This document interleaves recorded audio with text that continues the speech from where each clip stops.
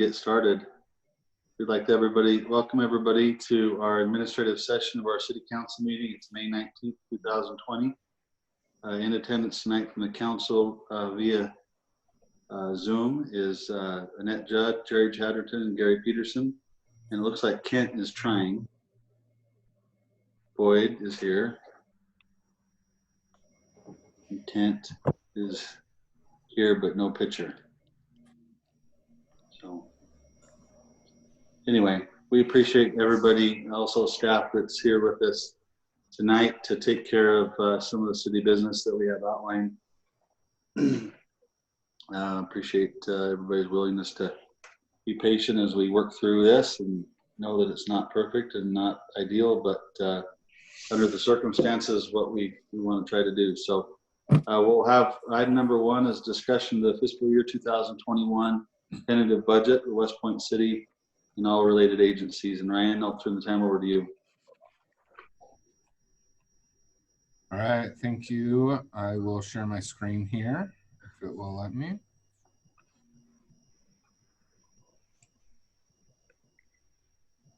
Okay, give me a moment.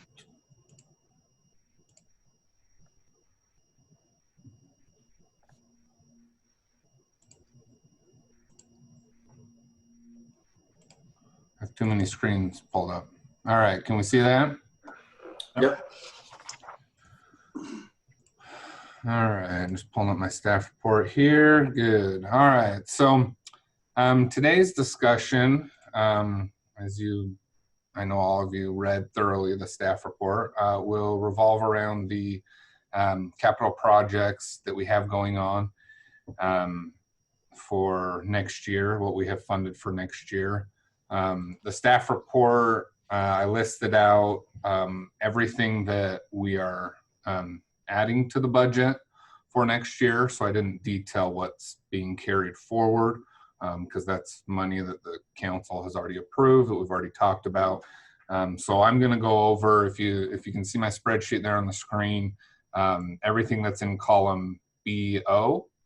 And that is what we have funded for next year. In addition, BN is what we're carrying forward from projects that we currently have ongoing. And that number will change with whatever we spend between now and June 30th, the carry forward amount. But the fiscal year 2021 BO shouldn't change between now and then. So we'll just kind of go through each of these one by one. So the first one, and interrupt me if you have any questions about any of them. And I'll answer, or Boyd and Kyle and Paul can help me out if they know the answer.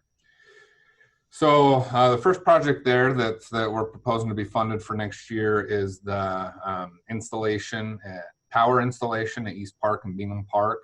That is a project that has been unfunded for many years, but we recommend funding it in fiscal year 2021. So that the amount of that would be $20,000. If you look at column K, you see the revenue source where that will come from. This project would come from general fund surplus. The next project is one that we fund each year at $200,000. We add to that street maintenance. You can see that we have about 236 that we're carrying forward. We will spend some of that before the end of the year. But the project for next year's the funding amount is $200,000, and that will come from Class C revenue. And I think Kyle, you wanted to say a few things about Class C revenue. Yeah, so most of these next 3 or 4 projects are Class C road money funded. And just yesterday, I was on a call with the league. They did a town hall meeting and had some economists with the Kim C. Gardner at the University of Utah. They've been doing some analysis on revenues for cities, and Class C was one of them, Class B and C for counties and cities. And they don't have the numbers for April yet, but from March 19 to March 20, there's been a 13% decrease in revenue. they expect that to be worse for April to April. April was probably the hardest hit month of travel or lack of travel, but then they expect it to recover a little bit in May with this move to yellow, and the last half of May, I'm expecting to see more travel take place.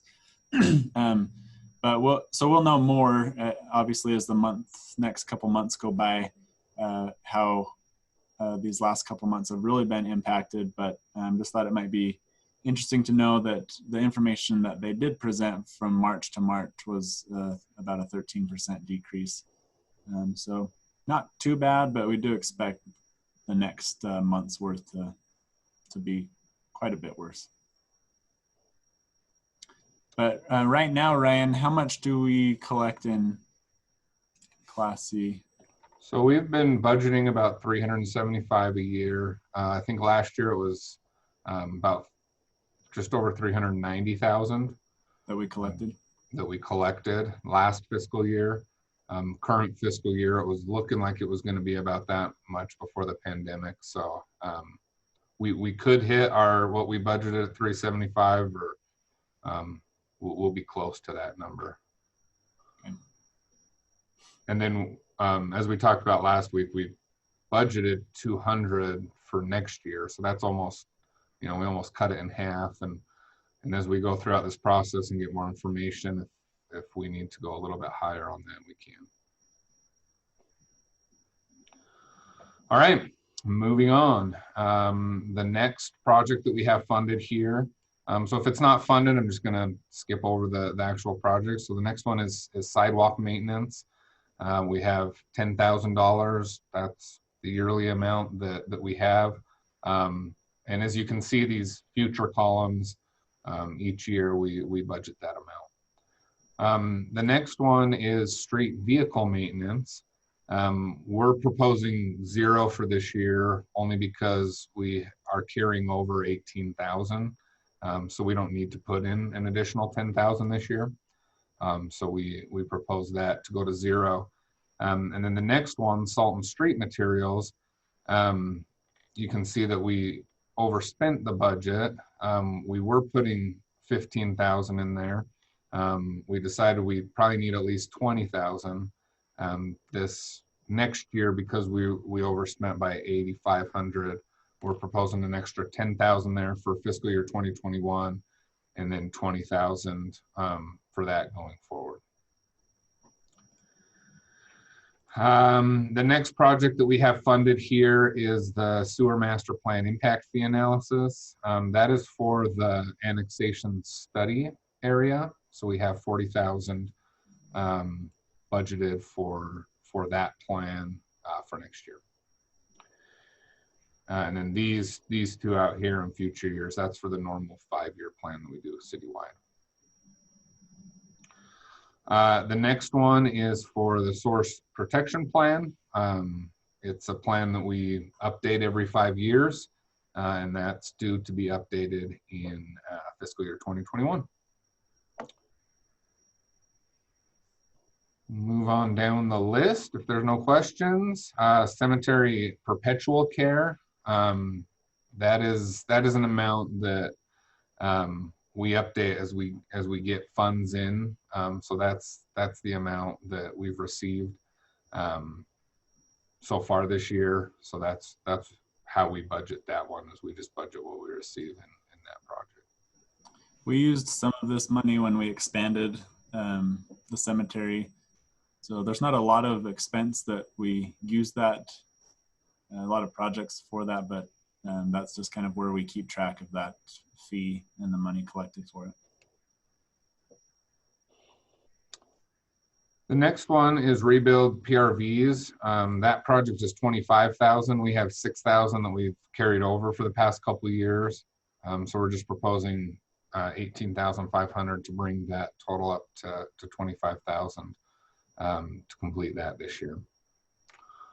The next one, this whole group right here, if you add that to the amount that would be carried over, it's actually these 5. You can see that's about $72,000. That's for the vehicle that we are going to replace this year that's on the scheduled maintenance. And so that's what this whole project is. The reason it's split up into 5 is because we budget that from 5 different revenue sources. General fund surplus, water, sewer, storm drain, and Class C. So the next one is equipment replacement. You can see that we went over on that this year, and that is because we did the vacuum truck tank replacement. We talked about that at the council visioning retreat in January, that we needed to do that. So that one overspent, so we're just planning to budget $25,000 to make that one whole. Any questions so far? All right, going on. City Hall, the next one is City Hall maintenance repair.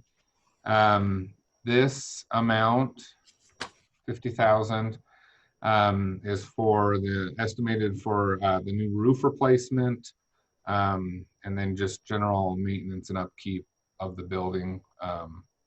That's where we, anytime we need to do something here at City Hall, we take from that project. So there's $50,000 budgeted there. Ryan, can I ask you a question? Yep. Sorry, I'm just curious on the roof. The building's about 20 years old, and I think most of it's metal, but is it the non-metal? Isn't there like in the middle it's not metal or something? What are we replacing on the roof? Yeah, the flat parts of the roof has a membrane, and there's portions of that around some of the metal flashing or pieces that come up out of it where it's been leaking. Oh, okay. So that's, yeah, that the metal part of it is good, but there's some of the membrane needs, probably all of it needs to be replaced. I just stumbled across today the maintenance and warranties for the building, and I was looking at the roof one, and the membrane had a 15-year warranty. We're at 18 years. The metal roofing had a 20-year warranty, so we still have 2 years left on that, but it seems to be holding up fine. Okay, that's awesome. Thanks. All right. These next 2 projects, 5-year CIP and park improvements, those are ones that we, as you can see going forward, those are yearly amounts that we put into that. $50,000 for the 5-year CIP, and then $135,000 for park improvements. That's budgeted out of general fund surplus. And so those are just yearly amounts that we have. You can see if you add those 2 together, that's the balance that we have in each of those funds, each of those projects. The next one is the stormwater management plan. That was done in 2016, so 2021 would be the year that we would update that plan, and that's $30,000 for that project. This next one is similar to how we have this project in here, similar to how we have cemetery. We budget what we received that year. So far this year, we've received $83,000 in there. It'll probably go up a little bit before we do the final budget. But that's for the local option sales tax money. And then the last one in here is the 200 South sewer line. And if you remember that one, that's where we're paying back the developer for installing that sewer line.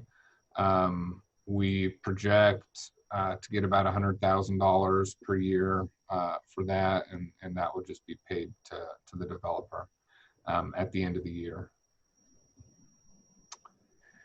And that's it. So the total amount of new projects is $869,000. $630. And then that's in addition to carryover money. And that's across multiple funds, across all funds. Yeah. Yep. The only other thing that I had, if there's no other questions about capital projects, that's a part of the staff report in the other enterprise funds that we changed outside of personnel changes, was the amount that we're paying for water. We received that amount from Weber Basin Water for fiscal year 2021, and it's $205,865, which is an increase of $18,455 over last year. So you'll see that change in the tentative. That's in the tentative budget that was included in the packet. So Is that water amount under contract, or do we just get a new amount from them each year? How does that work? yeah, we get a new amount each year. They tell us at the beginning of the year what we have to pay, and we send that to them. So I'm not 100% sure how it's calculated, but yeah, we receive it from them each year. Okay, thanks. Is Boyd, are you still here? Yeah. Oh, there you are. Can you shed any more light on the water? Yeah, the amount of water never changes. We have a contract for 700 acre feet of water. That doesn't change. I'm sure the fees that we pay for it each year are probably increasing slightly, but the contract stays the same for the amount. Just that increase was not quite 10%, so that seemed a little more significant in the past, but I don't know, maybe, because didn't you say 18,000 increase? Yeah, it was 18,000. Okay, if that's normal, that's fine. Yeah, it was similar last year. As I looked at last year's report, I don't know what that increase has been historically.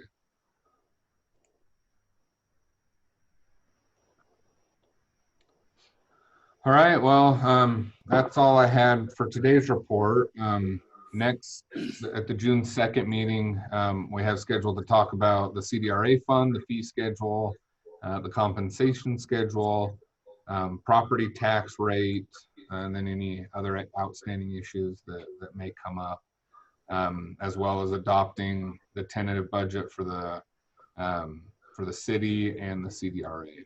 So that's what we have on the for the next meeting, and if you have any questions, we can answer.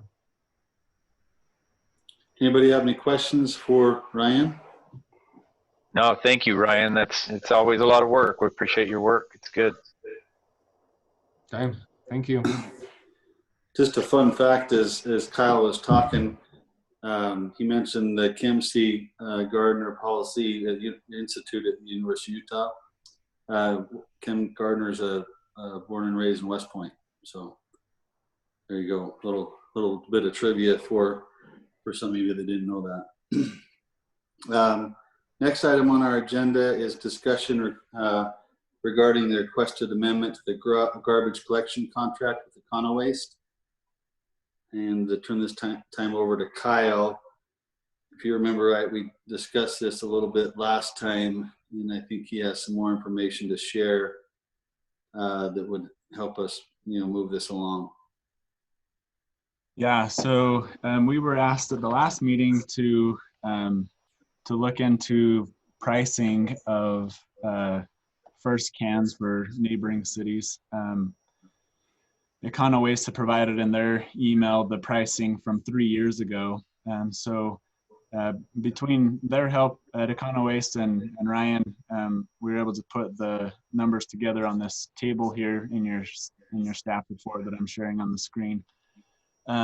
So this shows what the first can these cities were paying 3 years ago when we entered into this contract, into our current contract with Econo-Waste. The second column is what is currently being paid. what we could gather. So we weren't able to find anything out on Fruit Heights at the time. And then as Ryan talked to some of them, they also mentioned increases they were planning for July 1st. So I talked with Val at Econo Waste. He looks like he's an attendee listening in here too. We talked, and he was okay with the proposal, I guess, that I had mentioned to you about renegotiating and adding 3 years to the contract in order to move forward with the increase that he was requesting. So what he proposed was adding those 3 years, and this first year, starting in July, to grant that 30-cent increase. That would take us to $3.50. And then the table, you can see the second table here would kind of reflect what is being proposed. The second year, next July, there would be no increase. But then the last 3 years of the contract, there would be a 2% increase each year. So by the end of the 5-year, the new 5-year contract in 2024, we'd be at $3.71 for the first black can. If you compare that to the chart or the table above it, that puts us right in line with where Sunset is now, was where we'll be in 5 years from now. And it's quite a bit below where everybody else is. So I do feel like we have a great contract. Econo Waste has given us a good pricing on the current contract and extending it by 3 years. So I guess with that was the information that we pulled together to hopefully help you as a council look at this and decide how you want to proceed. If you do want to move forward with this structure as proposed, then we'll work on revising or amending the current contract to reflect this and get our attorney's review before we bring it back for approval. Any thoughts or conversation on this? Kyle, anything we do along this line then would require us to do a fee increase on the fee schedule that's at our next council meeting discussion, right? Right. Okay. Yep. It'll be, if that's the direction we go, we'll reflect it in our fee schedule this year and in the last 3 years when we do that budget. Yep. I think what you've worked up is a good place for us to be. I agree. Okay. Does anybody else have anything contrary to that? Everybody else feels all right with it? No, I think that's a good thing. Okay, well, we'll work on the amendment language for the contract then, and we'll bring it back at one of the next meetings so that it can be approved prior to the end of the fiscal year. I think our fee schedule is on the agenda for approval on the June 16th meeting. So it may be that same meeting by the time we have all of this worked out, but we'll have it for sure by that meeting. Kyle, just a question for you. Would it be easier just to nullify the existing contract and just make a brand new contract rather than try to addend something? Yeah, that's certainly a possibility. Yeah, that might be the easiest way to do it, but we'll work through that. Okay. Yep, it's a good thought. Anybody else have anything on this one? If not, we'll move on to the next item, which is item number 3. We'll give everybody a second to unmute if they need to say anything. So item number 3 is discussion regarding the Sunview Estate subdivision phase 1.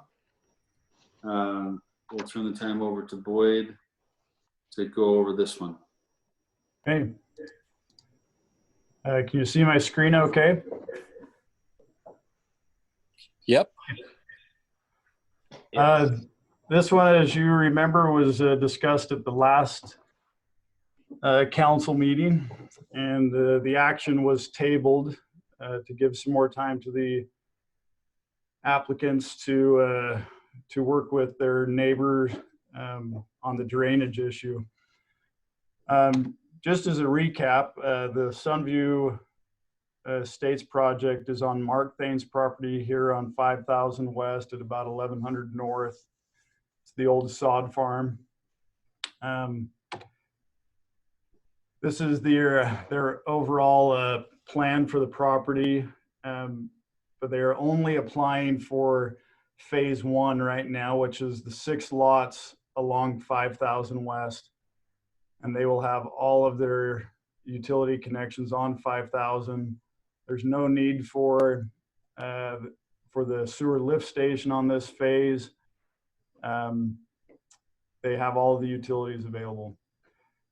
The the only outstanding issue has been this the drainage issue at the west end of the southwest corner of the property. They plan to have a detention pond there.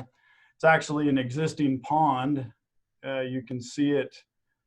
You can kind of see it on the aerial photo here. But that pond has existed on that property for quite a few years. These blue lines you can see show the natural drainage path, or at least the path that that water has followed for many years, 20 or more years. And it flows out across, flows south across the Stoddard property to the south, and then makes it out onto Kirkman's property. Now, as you know, Lynn Kirkman has expressed his concerns about the water quality. He has cattle on that property that drink from that drainage, and there's legitimate concerns about the quality of the water for the cattle.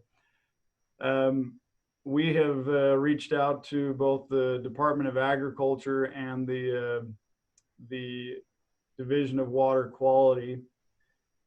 Neither department has been able to give us any clear standards on water quality for cattle. So I'm unable to tell you if the water coming off of this property will be clean enough for cattle. But what I can tell you is that they have submitted a design for to clean the water and to control the amount of water. The pond that he plans to have does have enough room to hold the 100-year storm, which meets our standard.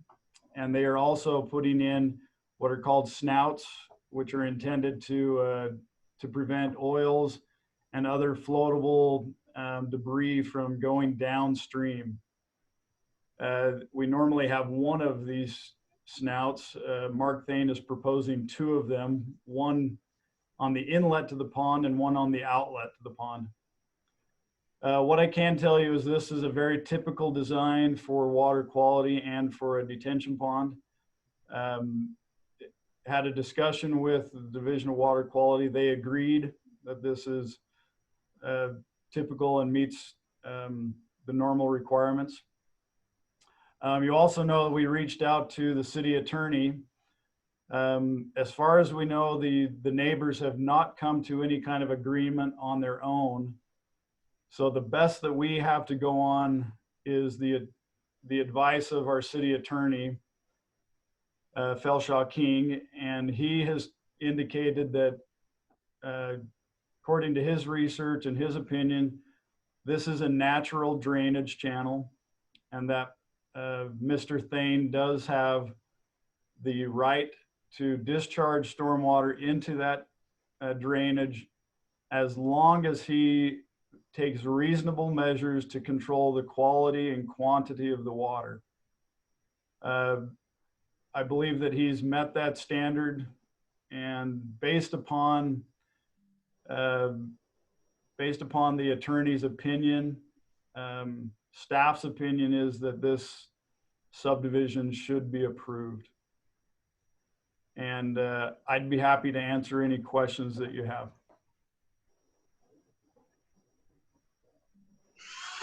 Well, the last time we kind of counted on Felshaw's land use opinion, we ended up in a heck of a mess.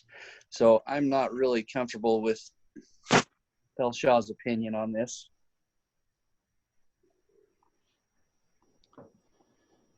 Well, I think to be a little bit fair to Felshaw, the way that it ended up wasn't too far off from where he was. It just wasn't his expertise in navigating us through it. But I can understand your concerns there. Well, you know, I mean, it's the same thing. It's not his wheelhouse, and that's why we went with Jody. I know he's not practicing anymore, but I'm just a little concerned about going forward with anything that might get us into some sort of a litigation with someone who's not a land use attorney. Yeah, his and I'm fine with whatever you want to do. His opinion was consistent with what we heard from Mark in a response he received from the ombudsman's office. It wasn't a formal opinion that he received, but there was some communication they had that was similar. Kyle, sorry, who had communication with the ombudsman's office? Mark Thane did. Oh, okay. Does anybody have any other questions about this? Did the ombudsman give us anything in writing? No, he never asked for an official opinion from them. He had some communication with them, and but no official opinion. But the communication was similar to what Felshaw was offering us. Mayor, could I add one other thing? Yeah. We also received a letter from the attorney for Scion Homes, who's developing the Stoddard property just south of. Their attorney also is claiming a natural drainage and that they have a historic right. I also received a letter from Lynn and Lonnie Kirkman in response to that attorney's letter. They basically stated, you know, their same concerns about the water quality, and asked if they did move forward with it. They asked for a couple of things in their letter, that they do a detention pond to control the water. And they also asked for the right to use some well water that's on the Stoddard property. But I just wanted you to be aware that there was another attorney letter out there. Any other comments or questions from the council tonight on this one? I have one more, Boyd. Sure. The picture that you have up right now on your screen shows the drainage flow of the property. And so as you talk about these storm drain devices going in, one at the beginning of the pond and one after the pond, are both of those on Mark Thane's property, or are they going over on the Zion Homes property? How is that handled? No, they'll both be on, let's see, what's the best picture? They'll both be on Mark Thane's property. If you can see this, here's the outline of the pond. Here's the outlet from the pond. That's where the snout will be, on the outlet. That's still on Mark Thane's property. As it goes over to Zion Homes property. Yes, and then it flows out to Zion Homes. The other snout is actually further east here. It'll be at the street. Yeah, at the curb. At the curb, before it enters this pipe that comes into the pond. Okay. And then the city will have an easement around that pond to discharge water into that pond. And is it the city's responsibility to maintain that after it's been built? No, the pond will actually be maintained by Mark Thane. The city will have an easement to discharge water into it. And we will also have the right to go into those control structures to make sure that those are working properly and can maintain those if we need to. But the landscape maintenance and the maintenance of the pond itself will be either Mark Thane or whoever, if he sells it, whoever owns lot 213. Wait, what about the maintenance to the snout? I think maybe that's what Gary was asking about. Yeah, that's what I'm really asking is. Oh, I'm sorry. Yeah, That's all right. the city will maintain those snouts. Okay.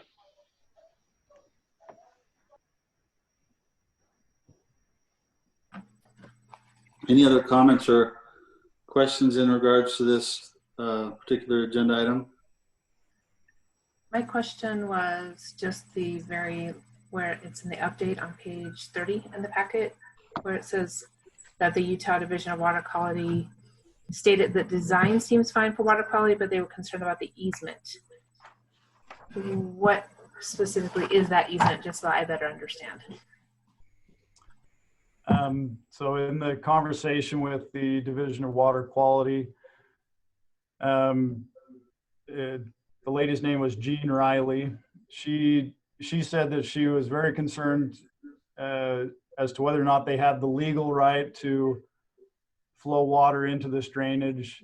She wasn't sure that they had an easement. An easement is basically permission from that property owner to let it go across there. But it was very clear in talking to her, and she admitted that easements are not her expertise. Her expertise is water quality. She simply cautioned the city that we should look into the easements and the legal rights. That's why we reached out to Felshaw. I even asked Jean Riley if she was familiar with prescriptive easements, and she said she was not familiar with prescriptive easements. A prescriptive easement is obtained as a historical right that simply it's not a recorded easement. It's not in writing. It simply means you've obtained an easement by simply using it for a certain amount of time. Felshaw told us that he believes it goes one step further. He believes it's not even a question of an easement, whether prescriptive or written easement. He believes this is a natural drainage and that no easement is required. Does that answer your question? Yep, that's perfect. I just wanted to make sure. Anybody else have any questions or comments on this one? Yeah, I've got one. So the developer develops this property to make money off from it and puts in this system, but the city gets to take it over. And how much is that? Is there any money anywhere in the building permit funds or any of those things associated with that to put in a fund to maintain this, or is it just coming out of general fund? And then the other question is, if this were to fail and we were to have a water quality issue down the road, it would be the city that would be on the hook for that. Am I correct? Yes. Yes, you are correct. Just like every subdivision, the city takes on the maintenance and liability of all the utilities built in that subdivision. The funding comes from the residents of that subdivision. Each resident, each home builder will pay a stormwater impact fee, and then each resident will pay a monthly stormwater fee that is used for maintenance. Okay, so that's where the funding comes to maintain that.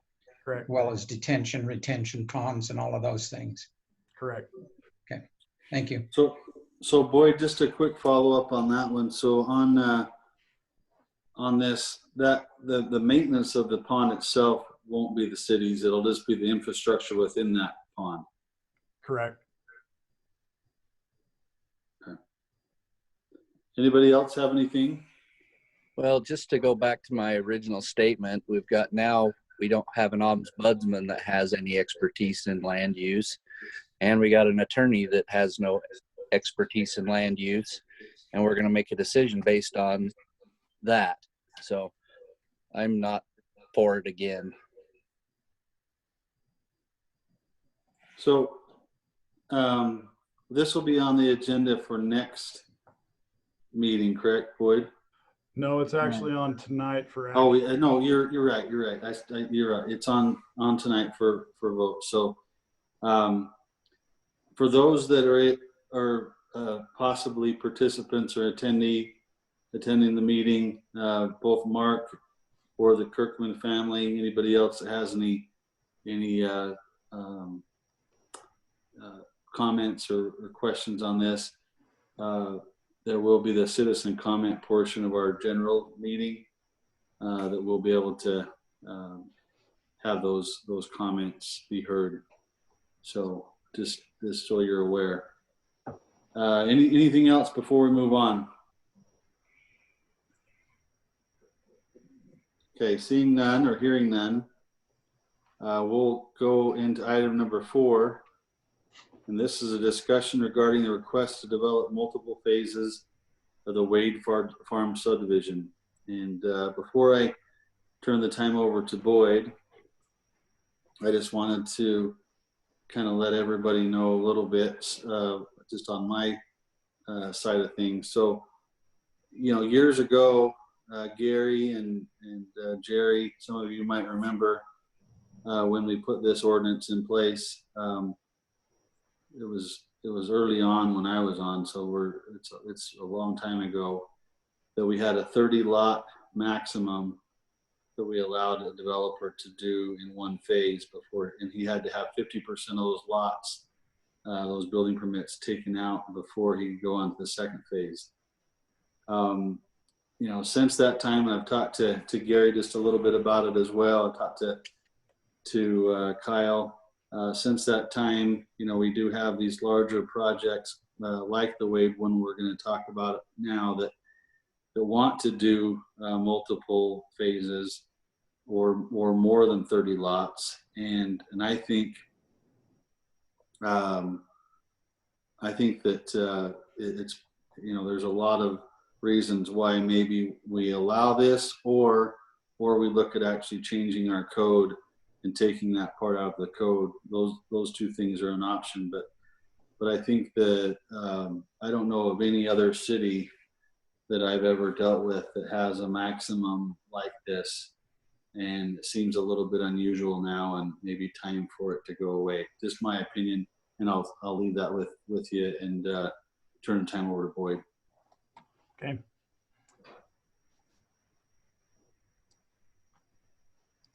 Let me just share my screen quickly. Can you see that okay? Yep. Okay. So Ovation Homes, who's developing the Wade Farms subdivision, has submitted this phasing plan to us and have made a request to have the first 4 phases of this development constructed simultaneously. They've first of all, let me just orient you again. This is 4,500 west, 1,200 south. 1,200 south is the border between West Point and Syracuse. So this is 60 acres that was owned by Glenn Wade and his family. So you can see there, they have 8 phases total. Phase 1 here on the northwest corner, phase 2 on the southwest corner, moving to phase 3 and phase 4.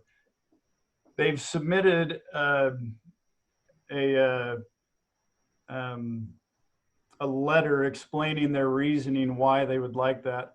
But one thing I would like to say while we're looking at the map is the Planning Commission discussed this, and their concern was having the amenity, this open space, done. They recommended it be done as part of phase. Now I'm forgetting it. It's either 2 or 3. Staff recommended that be done as part of phase 1. The developer suggested that if they were able to do all 4 of these phases, that would end up being part of that. The amenity would be done with essentially phase one, because all of that would be developed at the same time. So the mayor did a very good job explaining this already. This is the code. Most of you are familiar with this. It says that developments over 30 lots shall be done in phases, and a phase shall consist of no more than 30 lots unless specifically approved by the city. And then the last line, it says, in no case shall more than 2 phases be developed consecutively. The city council may grant exceptions to these rules if deemed appropriate. So the city council can, you do have the authority by the code to allow more than 1 phase at a time. Now, the reason for that code, it's been on the books for a long time. All we can speculate is that it was to prevent developers from overextending themselves. However, we have examples of both. We have some examples of some subdivisions that started and installed infrastructure and then never completed them, such as Cold Springs. We have other examples of large developments like Pace Farms that was completed with over 100 lots in the first phase. So we have examples of both in the city. Now in the letter from Ovation Homes, their reasoning, they outline their reasons here on these bullet points. They believe that the ordinance is a bit out of date, that if they were able to do the 4 phases at once, that would allow them to extend the infrastructure throughout the project.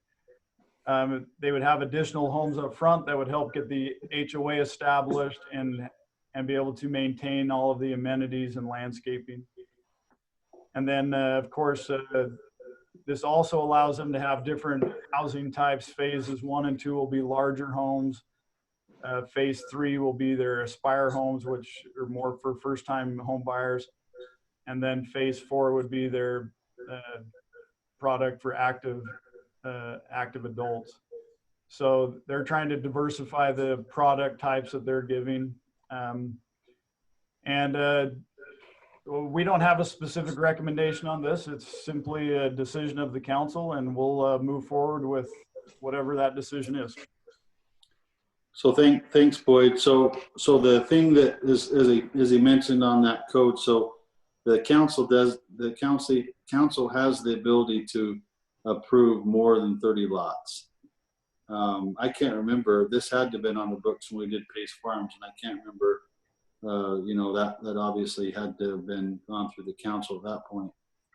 But, my thoughts is that this was put in place to kind of help make sure we didn't have developers overextending themselves. And I think that things have changed a little bit. Back in the day, you had developers that come in and they would sell off a lot of the lots. They weren't builder developers. I mean, it takes a substantial amount of type of individual that can, of money that would have the individual that could get a loan for this or have the ability to do this.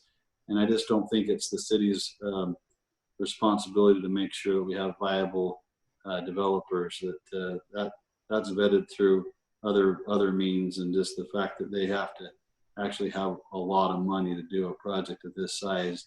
And not to mention that, it does make sense even on the Ovation side that they have 3 different product lines that they're going to bring forward. So as you can see, I don't get a vote, but I do feel strongly about this one. So with that, I'll open it up for council comment. Staff see any downside to this?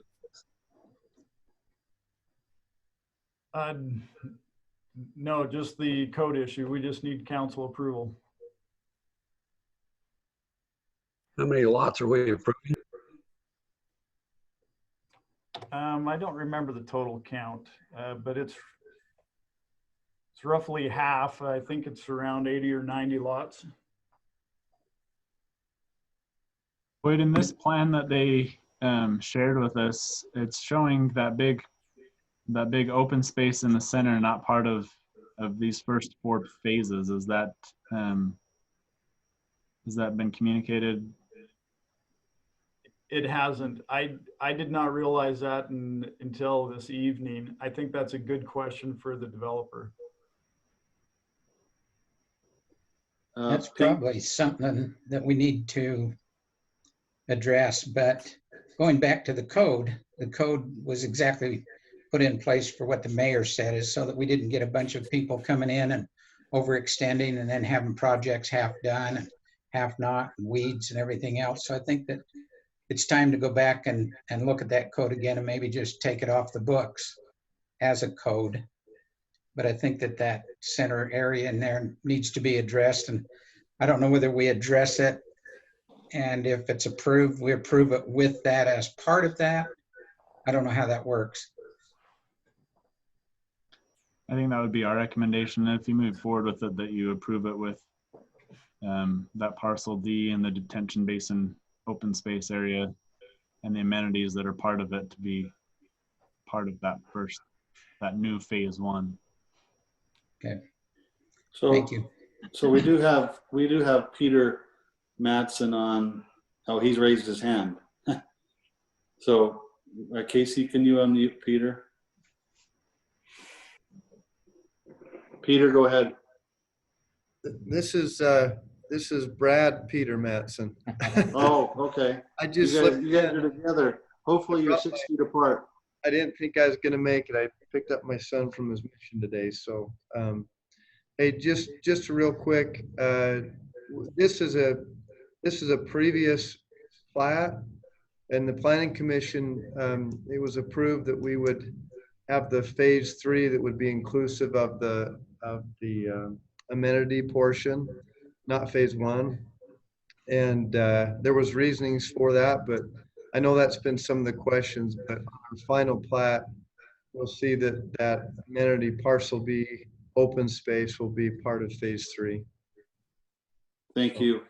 And just Casey, just for your minutes, that's Brad Frost with Ovation that was just speaking to us. So thank you, Brad. Appreciate you chiming in. You bet. Thank you. Any other comments from the council tonight on this particular item? Do we have a new map that shows exactly what he was talking about rather than the old one? This is the most recent one they submitted to us. But it'll be updated.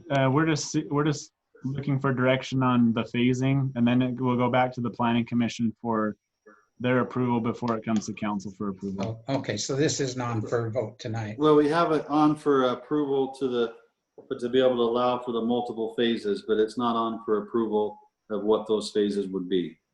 Just because we have to, Okay. we have to be able to allow for, give them some direction. Obviously, we don't want to have them, plan for doing 3 or 4 phases and then they don't really know what the direction the council is going to take. But going back to kind of what you said, Jerry, I think we approve or consider approving item number 9 in our general session, but also look at going back and having this 30 lot minimum or maximum be taken off the ordinances. Right. Okay. Anybody else have any comments on this one? I just wanted to say my thoughts would be what would be wrong with keeping the code how it is and using that to protect the city and to be a little bit more conservative and careful, and make the exceptions where we feel comfortable with the developer. So that's my 2 cents on that.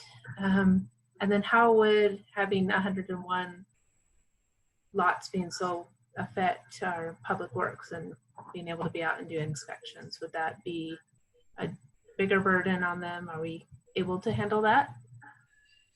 And I think from my perspective, seeing how bigger builders generally do things, selling in phases is very normal. And it creates a little bit of excitement for that next phase and anticipation, so that if you want to get in before they raise prices for the next phase, you get in on that initial phase.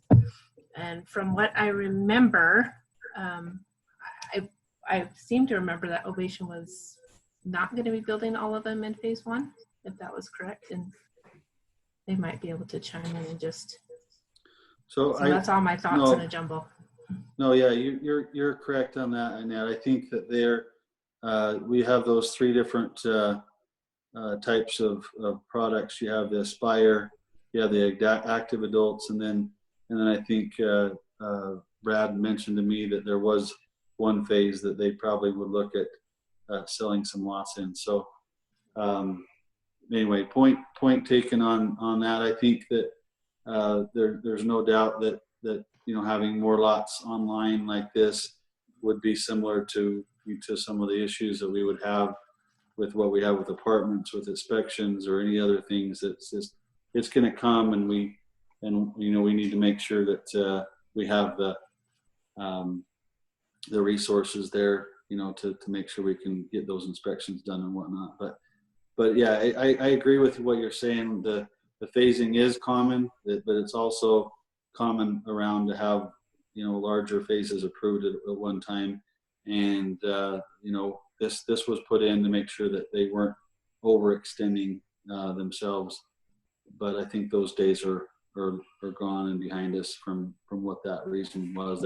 There's no other city around that has something like this, but this my 2 cents. Does anybody else have? Go ahead. Yeah, I'd like to chime in if I could, and I appreciate Annette's comments too, because I wanted to do similar. As this came up, I recall very well the 30 lot minimum from a million years ago, and those reasons are the reasons that was put in place.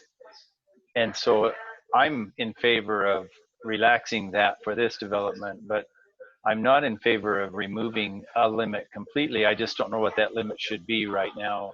And I would suggest that we, rather than remove it, that we find out a little bit more about what other cities are doing, what those experiences are, and we may find we want to raise the limit, or we modify how we do that in a little bit different manner. So I'd like to learn a little bit more rather than just remove it. I could picture that while this works well for this particular development, the next one might come along and we might feel a lot more comfortable having a restriction or a limit than not having.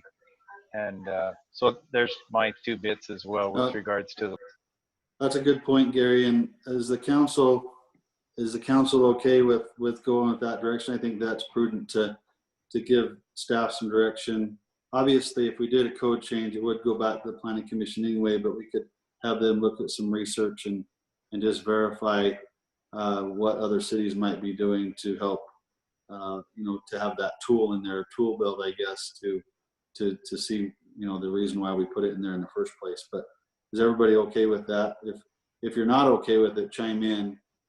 If you're okay with it, then just keep quiet, I guess, just for the sake of everybody not having to mute and say whether they're good with it or not. So, Mayor, don't we have an ordinance that we have to have 2/3 of one phase sold before we start another phase? 50%. Is it 50?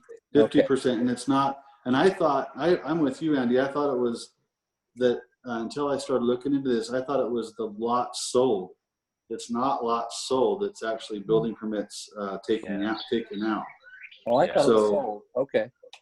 Well, Changed about 3 years ago. Yeah, and that makes it that much more restrictive too. It does, because then by the time you have those lots sold, or those building permits taken out, and if you do have a substantial amount of those first phase lots sold, and you're still waiting for the building permit, and you can't get approval for that next phase, you're kind of already behind. And that's like you said, it is more restrictive than it was before. Potentially, if it was just building permits or lots sold, this Wade thing Wade property, for example, Aspire being one company, the active adult Elevation being another company, and then him selling these other lots that could almost probably even come close to making that work, but it is more restrictive. So I think that's a good direction to have staff look into this a little bit more and see if there's any other cities around, how they use that to help mitigate any concerns that the council might have with these large phase subdivisions. Does that sound like a good direction? Yeah, I think with the different, like I said, active adult, and we've got these different uses in the subdivision at once, it makes sense that they could start multiple phases based on the use of that particular part of the subdivision. Yeah. Okay, well, we're at 7:01, so that was a quick 1 hour that we just spent together. So I appreciate everybody and their comments and staff and doing that. So is everybody okay just to move right into city council meeting? Yeah. So Boyd, can you stop sharing your screen so I can see everybody? Yep, sorry about that. No, you're good. We'd like to welcome everybody out to our city council meeting tonight. It's let's see, what is the date today? May 19th, 2020. And it's just a little after 7 o'clock. In attendance tonight, we do have our full council. We have Annette Judd, Gary Peterson, Andy Dawson, Kent Henderson, and Jerry Chatterton with us. We are going to have an invocation offered by Rajan Zed. Is he on? Yes. Can you hear me? Yeah, and he is the president of Universal Society of Hinduism. So if you'll go ahead and give that invocation at this time. Can you hear and see me? We can hear you. Yes. I can hear you, but I We can't see you. you. The video is not on, but as long as we have audio, I think that's what will be the best. So, oh, there you are. Welcome to West Point City. We can see you now. We can see you. So go ahead. I think his video's frozen. You're frozen. We'll give. Oh, you there?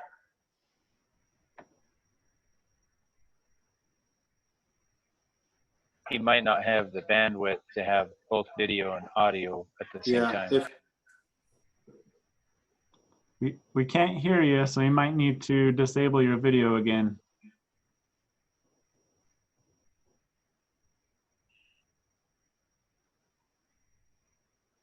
Rajan, are you there? Hello. Yeah, I can hear you now. So go ahead with your invocation. Okay. I shall be reading in Sanskrit from ancient Hindu scriptures, some as old as 1500 BCE, and then interpret in English. Om Bhurbhuvah Swaha Tat Savitur Varenyam Bhargo Devasya Dhimahi Dhiyo Yona Prachodayat. We meditate on the transcendental glory of the Deity Supreme, who's inside the heart of the earth, inside the life of the sky, and inside the soul of the heaven. May he stimulate and illuminate our minds. Astoma Sadgamya Tamsoma Jyotirgamya Mrityur Mamratam Gamya. Lead us from the unreal to the real. Lead us from darkness to light. Lead us from death to immortality. Tasmada Sakta Statam Karyam Karma Samachara Asakto Hyacharan Karma Parma Panoti Purusha Karma Neva Hi Samsiddhi Mastita Jankadya Loka Sangreha Mevapi Sampa Shankar Tumrahasi. Strive constantly to serve the welfare of the world. By devotion to selfless, one attains the supreme goal of life. Do your work with the welfare of others always in mind.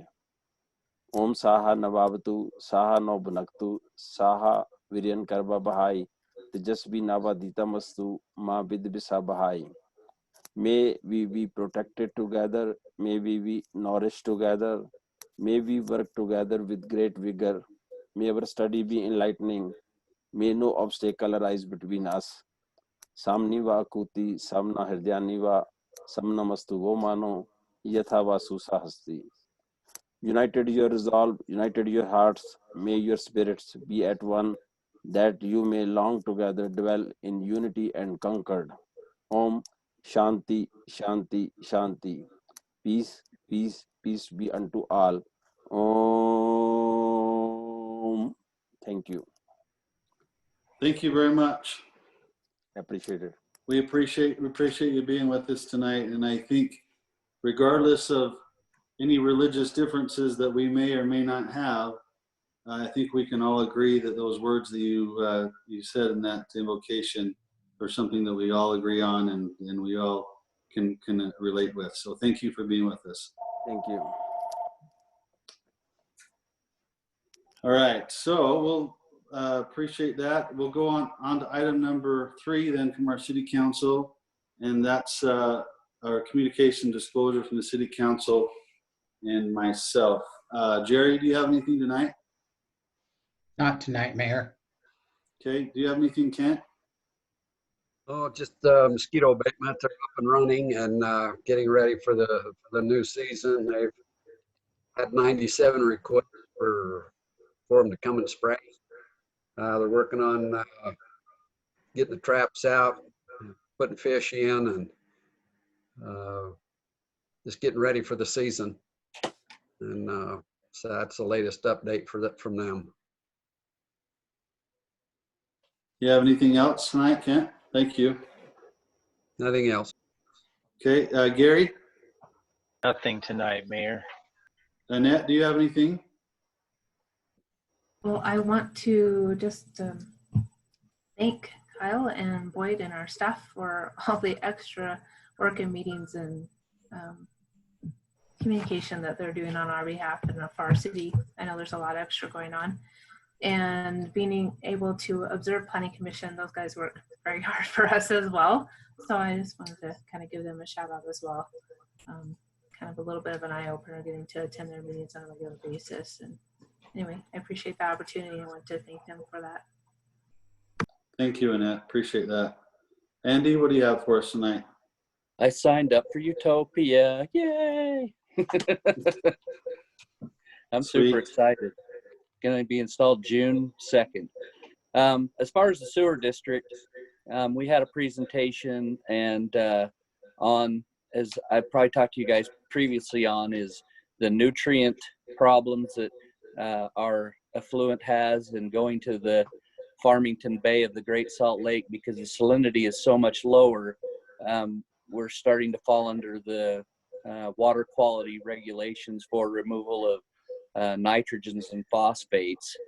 And so I've got a presentation I'd like to show you guys at our next work session, just to show you what all that entails. We were talking about doing the pipeline out to Gilbert Bay, but with the receding of the water, the pipeline's probably gonna have to be extended across a sandbar that's quite a ways out into Gilbert Bay.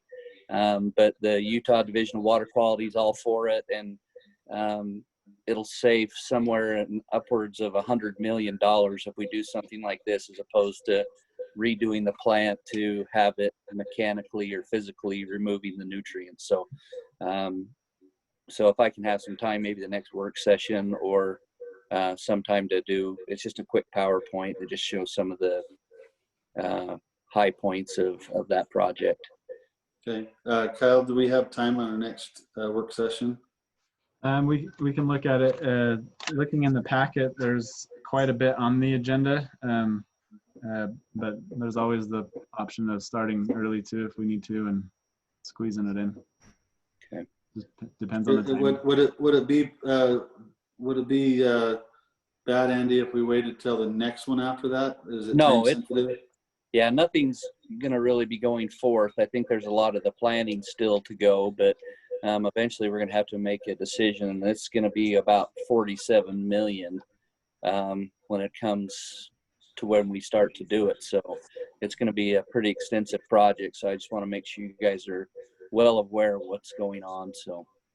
Yeah, Kyle, I think let's try to put it in that next one if we have a room for that. You know. Yeah, some of the items that are on there may not be ready, so we'll know more as we get closer to the. And then Kyle, you can just reach out with Andy and let him know so he can get those slides so we can present those. Okay, thank you. Thanks, all I have, Mayor. Okay, thank you. I didn't miss anybody, did I? Mm-mm. No, we're good. So just a couple of things that I had. I think it was yesterday at Wasatch Integrated Waste. It was the first day that they've transferred waste out of that new transfer station. So that's up and running, and the goal is that probably not year one, but over a couple year period of time, that they'll ramp up and be able to transfer as much waste as they were burning, with that waste energy facility that was there previous. So that's kind of an exciting change. If you go up there where the waste energy facility used to be, that's where the transfer station is. There's the new buildings that they're just completing up there as well that go along with that. So that's something I wanted to pass along. The second thing is just the fact that, Kyle and I are still meeting every Monday at 4 o'clock with the health department and all the other cities in the county to regulate the coronavirus and COVID-19 updates. So we're staying on top of that. I was actually invited and attended another meeting last week with all the mayors, county commissioners, and the health department before they made the announcement for us to go to yellow. And so that's been interesting. It's something that we're watching and just kind of we're part of the process. We have a chance to ask questions. We have a chance to hear what everybody else is asking that can kind of help us as it relates to, when we open our parks, when we do this, and it's been a nice collaborative effort with all the cities to see what they're dealing with, and then we can kind of piggyback from their experiences as well. So that's been kind of a good experience and nice to have neighboring cities that are all trying to do the right thing. Kyle, do you have any, well, I'll move to item number 4, which is communications and staff. Do you have anything tonight? Yeah, we have a few things. Just to kind of go off of your last comment, this is the Davis County dashboard. You all have access to this. This is on their website. I don't know if any of you have looked at it, but if you just Google Davis County dashboard, it will pull up this page. But this shows where the stats are for Davis County and some of the things that they go over with us each week too. And then they have this kind of running 14-day average that's kind of interesting to see. This chart right here is one that they really have focused on, and that's the week-by-week cases. You can see how that ramped up really high. I mean, obviously we were at 0, and just going to 3 cases was a 300% increase. But anyway, even though the cases have gone up, the week-over-week change has gone down. So that's been a good indicator. You can see that for the last 5 weeks, there's been this plateau. They've talked about that being a good sign of the stabilization. And hopefully they continue to see that or to start to see a decline there. You can see over here the number of cases and then this past 7-day average with the trend line there. So anyway, if you're interested in checking that periodically, it's just on their public website. As far as West Point goes, West Point City has done really well. Since this started, we've had 5 confirmed cases.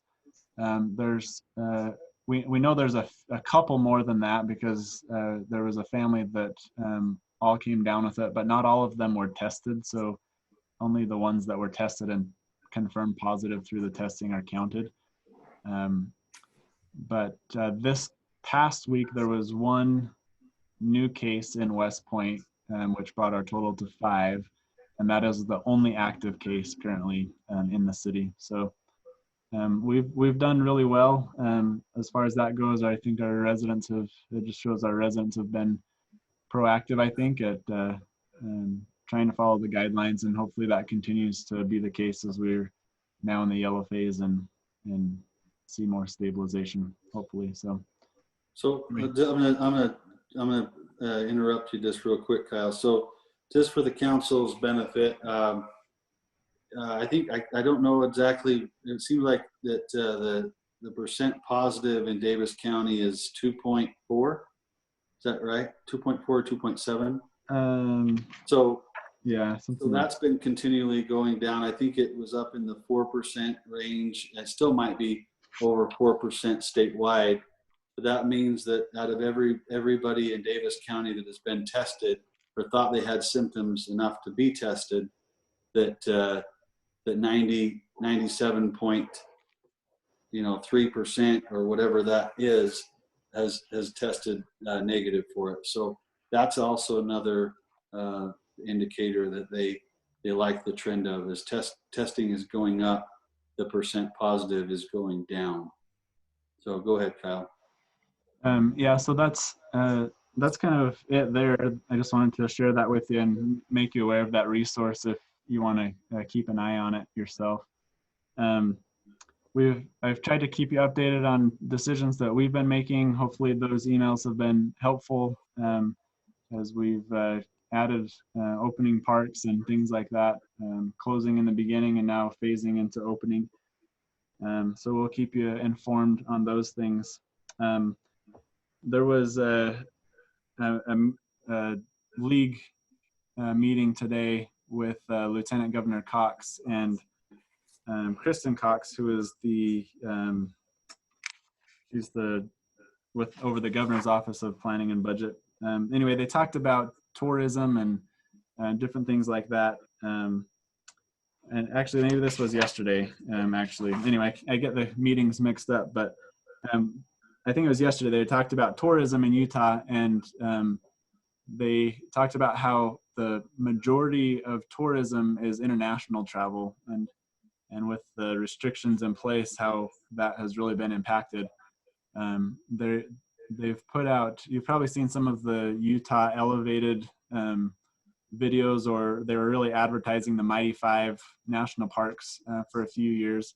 They've come out with some new videos that they're starting to put out in commercials and in surrounding states, not encouraging people to come to Utah yet, but thanking everyone for doing their part now to keep everyone safe. But in the wording of the link of the video, they're also showing national parks and just kind of reminding people that we have some nice areas. So once we do open, we want them to come back. But they said that they don't expect, or that they expect it to be the third quarter of 2021 before they see a return to 2019 numbers in the tourism industry. So that's kind of a bleak thought, but just wanted to kind of let you know that. On Andy's note with Utopia, City Hall got connected today, so we have Utopia fiber at City Hall now, so we're excited about that as well, and it's coming. So as you know, the whole east side of town, east of City Hall here, is eligible and to sign up, and hopefully by the end of summer, the west side will be open. It sounds like they're going to try to have everything open all at once rather than in phases. They think it'll all be ready to do that. So keep you posted as that comes. The other thing that I had, and then Boyd has one item, is the 4th of July committee met last week. And we talked about the 4th of July. We let them know that we would be making an announcement this week on canceling that celebration. But we also wanted to communicate to the public a positive message of things that we are going to do, events that we would like to hold as we can. And there was some brainstorming that took place there that I wanted to let you guys know of. One of them involves you, and you, of course, have the veto power to choose to do it or not. But Brad and Kelly Lee are over the parade, and they just offered a suggestion. I don't think that they care one way or another, but they would want to know what they wanted me to bring it up to you to see what you thought. But their suggestion was, if you were interested, they wanted to do something that still helped residents realize and remember that it's Independence Day, even though we're not celebrating it like we normally would.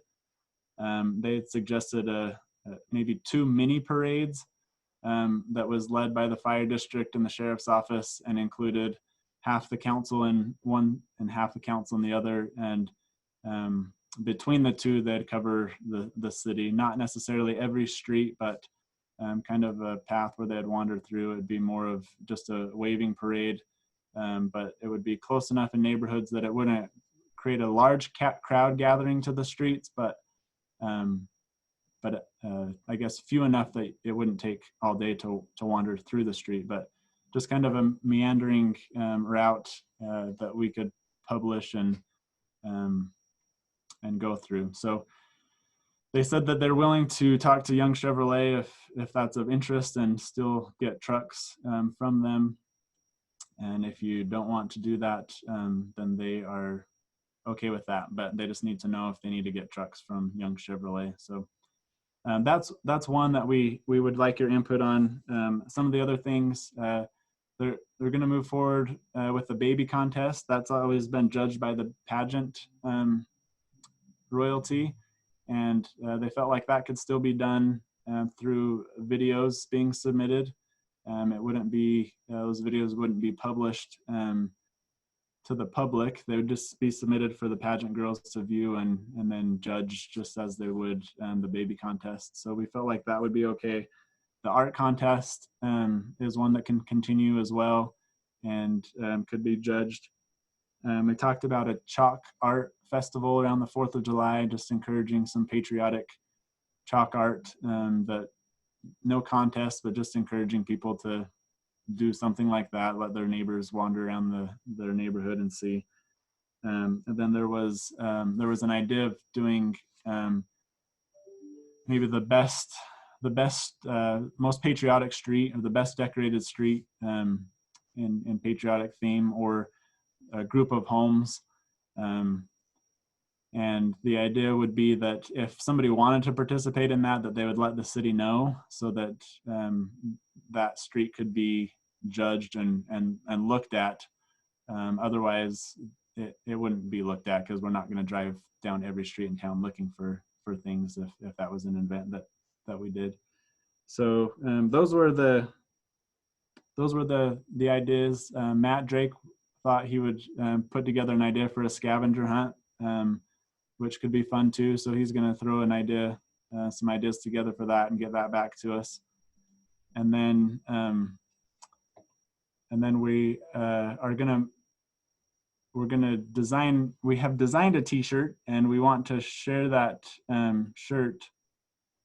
I'm going to share that with you right here, but we'd like to sell these still and encourage people to wear them on the 4th of July, even though we can't be present. I think I've told you about it. Rather than party at the point, we wanted to say party at some point. So this is the design and kind of what we were thinking.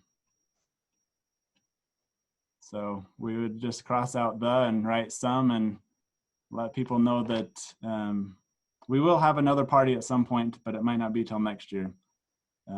But anyway, we thought that might be kind of a fun way to still celebrate and get people in the patriotic spirit. So anyway, pretty clever. Welcome any of your thoughts on that, particularly on your interest on the mini parades, and whether you want that to move forward or not. What's the council's thought on the mini parade? Because Kyle already knew what my thought would be, and if we're not going to have a lot of celebration stuff, then I'm probably not going to be around, and I'll join my family down at our annual camping trip. But if the council wants to chime in, and whether they want to do that or not, I'd really like to get your feedback on that. Mayor? Eric. Go ahead, Jerry. For me, I'm kind of in the same boat as you are, that, if we're not going to have a lot of stuff going, I may not even be around. But also my concern is, if we do something like that and we publish a proposed route through neighborhoods, you're going to have people lined up on the sides of the street, and that's not what we're trying to do. We're hoping that they just are working in their yards, but that's not going to happen when they go by. There are going to be people out saving spots and trying to line up and all of that stuff. So that's my thoughts on that. The second thought that I had was on this shirt that I'm seeing the design for. Is there going to be a year on it so that as I get older, I can pull out my shirt and remember what year it was? Yeah, maybe we should just say COVID-19 on it, but yeah, we'll put the year down here at the bottom. They had left that off the design. We're still working on this part of it with them as well, the sum. But I think the 2020 will just come down here under the banner. But yeah, we will have the year on it. And would it be a pre-order? Because Yes. if not, you may end up with a ton of t-shirts. No, yeah, it'll be a pre-order. We're just wrapping up the details with the t-shirt company, and we'll get the order forms up online, and we'll take orders for 3 or 4 weeks. And then part of the cost of the t-shirt would include the ability for us to ship it to them. So we'll put the kits together and ship it directly to people's homes. Okay. So that they don't have to come and gather here to pick them up. Okay, thank you. Jerry, I think Ken- it'll only be crowds when you're in the parade, so I don't think we'll have to worry about it if you're not in it. Oh, Andy, you're so kind. Can I send you a pie or something for your thoughtfulness? I know, you just got a big following, Jer. I just love you to death, Andy. Love you too. Easy. Kent, do you have anything? It seemed like maybe you were chiming in. I just said I'm going to be going with you. Okay. So I'll chime in quickly. Okay. I get the gist of the spirit of what's being proposed here, that it's a little bit like the high school graduation parades or some of those, or the school teacher parades. It's a little bit of that same kind of a feel, right? Where it's a little bit more of a neighborhood thing. And I think, I'm not sure, Jerry, I think we're on the same page. I think we just don't want gobs of people, but yet if there was some anticipation of something coming, there's nothing wrong with people in their yard or in their own neighborhood gathering. So I think it would be a neighborhood parade. But I'm not sure anybody wants to see the city council. I should speak for me. There's probably more interesting participants, but than the council, and that could be considered. But the fact that the fire district and the sheriff's office would be willing to do that, if I picture the kids, so lastly, if I picture kids, they would be thrilled to see the sirens and the lights go down the street, and you will have made their day. And so putting something together in that regard that's very much neighborhoodish and not a gathering, even if they do know when it's coming, would probably be still pretty fun.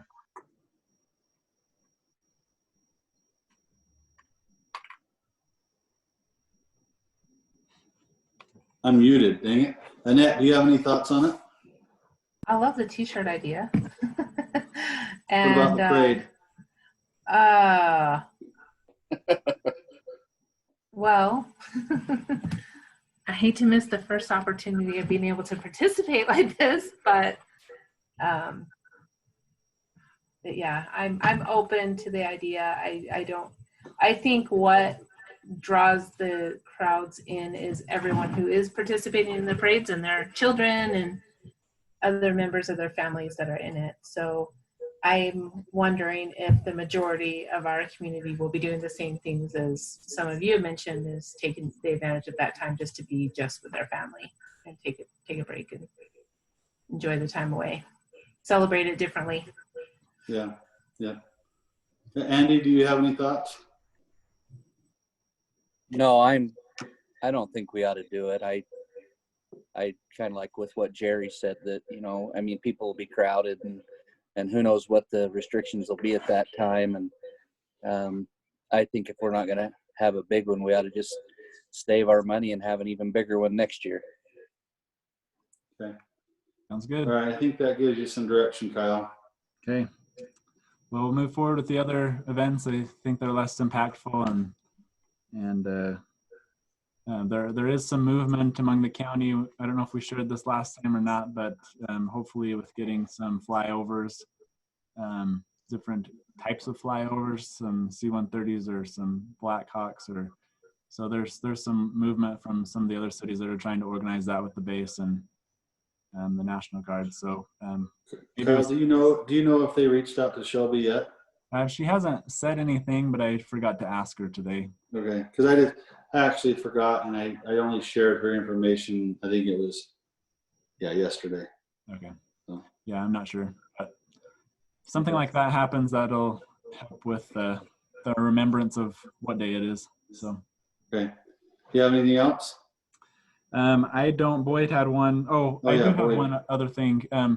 Just in using the Zoom meetings, there's been some concern in the Planning Commission and in City Council meeting that if we use the chat feature as panelists, attendees can't see that, and so there's some concern that might be a violation of the Open and Public Meetings Act if there's conversations that are happening.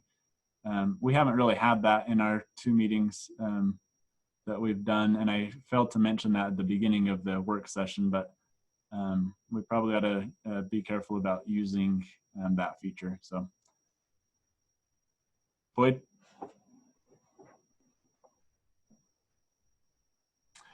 Kyle, Can you? Oh, go ahead. What? Can you unshare your screen, Kyle? Do that. So Kyle just asked me to give you a little update on the work that we've been doing to rework the land use code. We've been having hours-long meetings on Zoom with our consultants, John Jansen and Meg Ryan. Some of you may know them. Meg Ryan works for the League of Cities and Towns. She is highly qualified. We've really enjoyed working with her, both her and John. They've been excellent so far and have spent, I can't count the number of hours they've put in so far in working on this code. We had hoped to have a joint meeting with the City Council and the Planning Commission before this time to introduce them to you so you knew who they were and what they're working on. But that work is going forward. Much of the work is simply reorganizing the code, but they're also giving us a lot of suggestions on state code items to make sure the city code is in line with the state code. The next big section that we'll be working on with them is redoing the conditional use permit section of our code, and that's a big item. So anyway, we just wanted you to be aware that there's a lot of work going on the code right now, and if you have any questions as we go along, let us know. And of course, you will see all of any recommended changes will come to the council, obviously for your approval. Hey, thanks, Boyd. Appreciate that. Mayor, I have one more. Sorry, this is a long staff communication session. Yeah, we're gonna have to start limiting that to 2.5 minutes. I know. The last one is I sent an email out a week or so ago about the comment that Rich Wood made and exploring the code. There were some responses back, so we're going to send that to the Planning Commission to review. Nobody objected to that. A couple responded that they were in favor of having them review that. So I just wanted to kind of report back on that. I know Rich is on the call and is likely interested in knowing where that's at. So that would be a code that would need to be reviewed by the Planning Commission and sent to the council. So it'll be started with them soon. Okay, thanks. Thanks, Kyle. All right, so we'll go item number 5, and that is citizen comment. If there's anybody that wishes to make a comment to the council, you could have emailed somebody. I don't know if we have any emails, Casey. We don't, prior to the meeting. But if you've joined it electronically, which all of you have, use the raise hand icon on your computer or dial *9 to indicate that you would like to make a comment. When it's your turn, the meeting host will unmute you. Please clearly state your name and address, keeping your comments to 2.5 minutes. Just a point of information, I guess, for everybody. We do have 2 public hearings tonight. One is regarding the tentative budget for 2021. We also have a public hearing for ordinance number 519, 2020A. This is amending 172580 of the West Point City Code regarding the minimum front yard setbacks in the R4 zone. So if anybody wants to talk for those things, that will be the time during those public hearings. Otherwise, all other citizen comment will be taken at this point.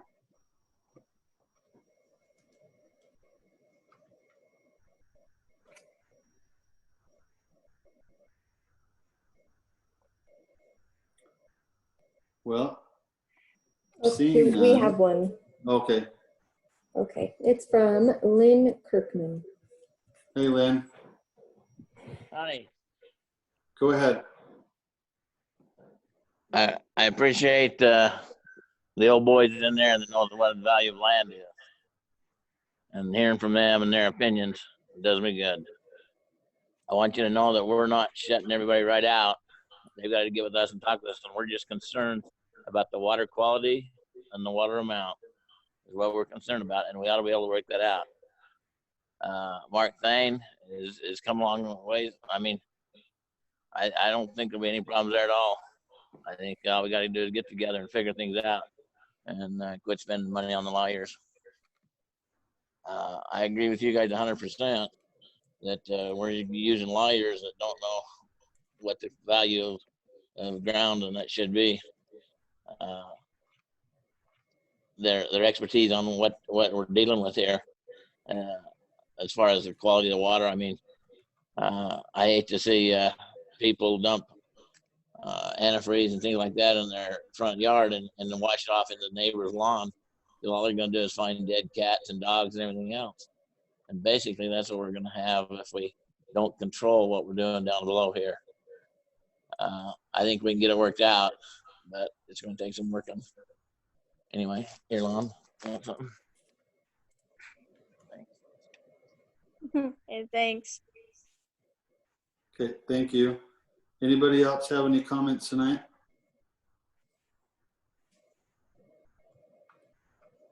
Oh, we do.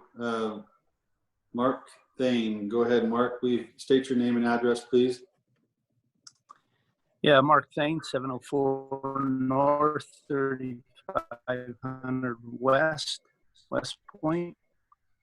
I appreciate Lynn's comments on this.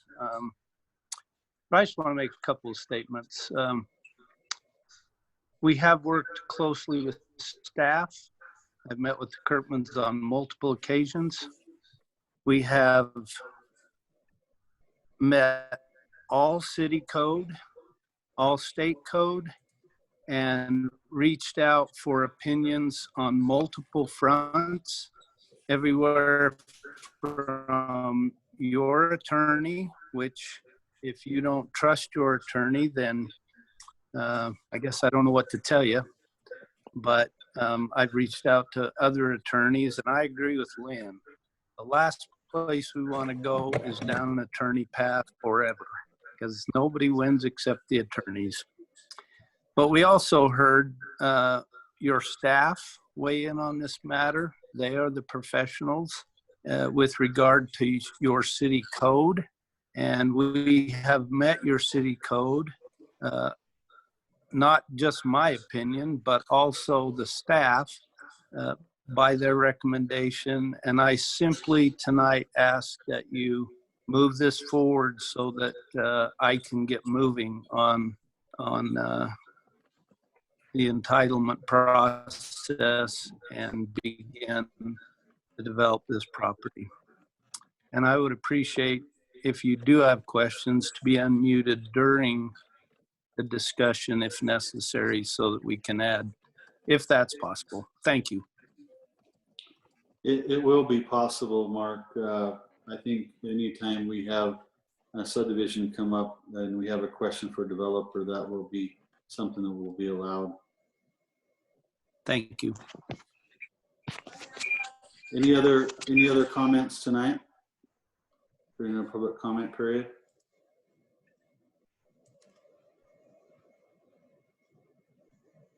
I'll just give it maybe a minute or a little bit longer than we normally would, just because of the technology side of things and trying to find the raise hand button and whatever. So, do you see anything else, Casey? Am I missing? No, I do not. Okay. Well, going once, going twice. We'll move on to item 6. This is the public hearing regarding the fiscal year 2021 tentative budget for West Point City and all related agencies. Ryan? Yeah, so it's just a public hearing tonight. We do 2 public hearings on this, so there's no action. But I will just give a very brief summary of what the changes are in the tentative budget for anyone that's listening or would like to comment. We talked tonight about all of the changes for capital projects. And so those were detailed in the work session. Other changes that we talked about last week, as far as the revenues go, we have budgeted 1.3 million, which is a decrease of 100,000.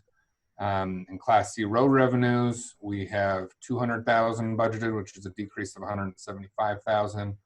And then building permits, we have budgeted 200,000, which is a decrease of 110,000. As far as the budget goes, expenditures, we have a $22,000 increase for the 2% merit increase that's scheduled for this year, a benefits increase of $13,000. And then the 3 new positions we talked about last week: Public Works Inspector, $91,000, Public Works position, $71,000, City Planner position, $97,000. And then other changes that are outside of personnel: the Youth Court, $3,000, Public Safety, $25,000, so that's $12,000 to Animal Control and $13,000 to law enforcement. Recreation, for recreation training, we have an increase of $2,000. So those are the changes that we have in the budget. So that's a really quick rundown, and I can answer any questions. But again, it's just a public hearing, no action today. Thank you, Ryan. If there's anybody that Kyle, what is the protocol now if anybody needs a copy of that budget with City Hall? We can email a copy. We can. There's lots of options. Okay. Yeah. If there's anybody then that's joining us and they want some more information about this tentative budget, if you wouldn't mind just contacting City Hall, and we can make sure you get a copy. Probably more preferred that it be electronic copy at this point. But having said that, we'll go ahead and open the public hearing for this 2021 tentative budget. If there's anybody here that would like to make comment to the council in regards to this budget, if you wouldn't mind using the raise your hand icon on your computer or dial *9, that will indicate a comment. When it's your turn, the meeting host will unmute you. Please clearly state your name and address, keeping your comments to a maximum of 2.5 minutes if possible. I'll give everybody attending a chance to be able to raise their hand during this public hearing for a second. Mayor, I did just want to note that the budget is included with the agenda packet that is posted online. Okay, good to website. know. So you can go to the website and find that agenda package for that. And we will have another public hearing, correct? Yes. So the second public hearing will be the next meeting, and action will be required at that one. Yeah. So if there's anybody that does look over that budget and has any comments or questions at that time, there will be another time where we'll have a public hearing Casey, do you see anybody that I'm missing on the attendee list? I do not. I don't see any either. Seeing now no public comment and during this public hearing, I'd entertain a motion to close the public hearing. I'll make that motion. I'll second. We have a motion by Gary and a second, I think, by Kent. Jerry. Jay? Jerry? Yeah, Jerry did it? Okay, Jerry is a second. All in favor?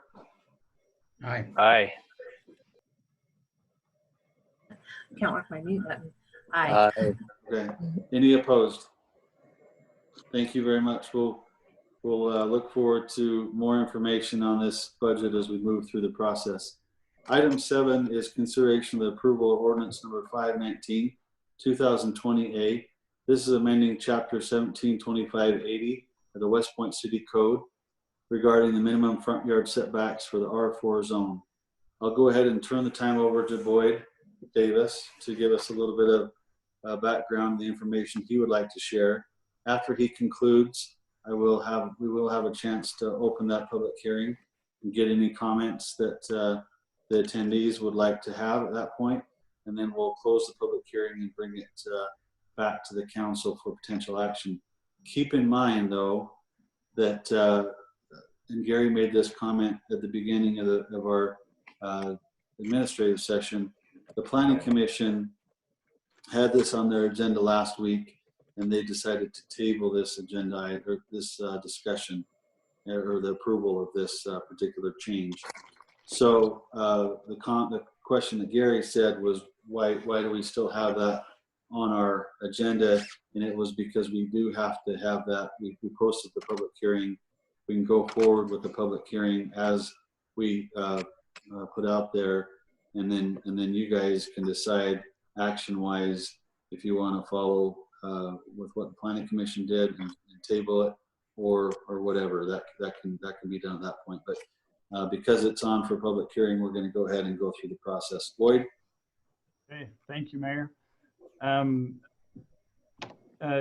Just a quick update on what has been discussed with the Planning Commission, and a little bit more information that we've learned since the last time we discussed this with council. So of course, the current front yard setback in the R4 zone is 25, and the request has been to change that to 20 feet. Since the last time we've talked, we discovered some things. The council had asked what the history was on some of the existing townhouse projects and why they are smaller than 20 feet on their driveways. In researching that, we found some interesting information. So there's 4 sections of the code that address this. And on the zoning chart, it states that the setback should be 25 feet. In the PRUD code, it states that the setback for townhouses can be, in the R2 and R3 zones, can be 20 feet. Also, in the section regarding building standards for multifamily and townhouse projects in Title 15 of the code, it also states that the minimum driveway length should be 20 feet. And that was passed around the time that the Sandy Point townhouse project was approved. That's why some of those are at 20 feet. Also, the old PUD code also allowed a 20-foot setback. That is why the Lake Point Village townhouses are set at 20 feet. At the Planning Commission meeting, as the mayor said, they were not able to come to a consensus and tabled any action on this item. And we will recommend the same thing to the council tonight. However, they did have a long discussion. Several of the commissioners expressed concerns with safety, with fears that long vehicles would block the sidewalk if the driveway is that short. They asked staff to look into the code enforcement records to see how widespread that problem is on these existing projects, and to find out how many violations have been given notices on in the last 10 years. They asked us also to research other cities' codes to find out what their requirements are, and we're in the middle of doing that. The Planning Commission held a public hearing, and there was only one comment made, and that came from a representative of Nielsen Homes. They are in favor of a 20-foot setback, and they expressed the difficulties with a 25-foot setback. They say that it's very difficult and maybe even impossible to fit 8 units to the acre and maintain the 30% open space that's required. They also gave their opinion that blocking the sidewalk would happen even on longer driveways, and that they feel that blocking the sidewalk is not a function of the length of the driveways. Then, of course, we showed these pictures of these different projects and the length of driveways and those, and we'd be happy to go through those in detail if you'd like, or answer any questions that you have, but that's all that I have. Thank you, Boyd. We'll go ahead and open the public hearing. If there's anybody that would like to make comment in regards to this ordinance 519-2020A, now would be the time to do so by using the raise your hand icon on the computer, or dial *9 to indicate you'd like to make a comment if you're joining us on the telephone. When it's your turn, the meeting host will unmute you and clearly state your name and address, and please try to keep your comments to about 2.5 minutes if possible.